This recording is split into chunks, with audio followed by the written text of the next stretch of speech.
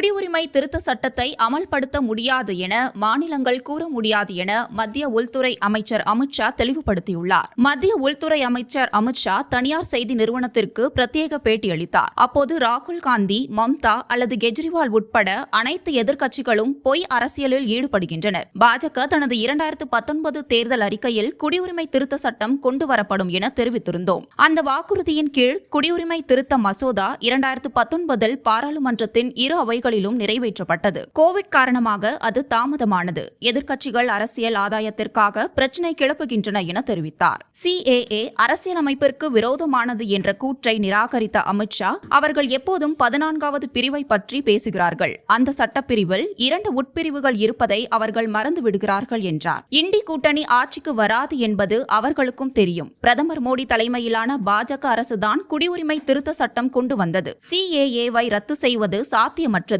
இது முழுக்க முழுக்க அரசியலமைப்பு சட்டம். உச்சநீதிமன்றம் இந்த சட்டத்தை நிறுத்தி வைக்கவில்லை. CAA-வை அமல்படுத்த வேண்டுமா இல்லையா என்பதை உத்தவ் தாக்கரே தெளிவுபடுத்துமாறு கேட்டுக்கொள்கிறேன். அவர் சிறுபான்மையினரின் வாக்குகளுக்காக அரசியல் செய்து வருகிறார். CAA மற்றும் NRC ஆகியவை ஒன்றோடொன்று இணைக்கப்பட்டுள்ளதா என்று கேட்டதற்கு NRC-ற்கும் CAA-விற்கும் எந்த தொடர்பும் இல்லை.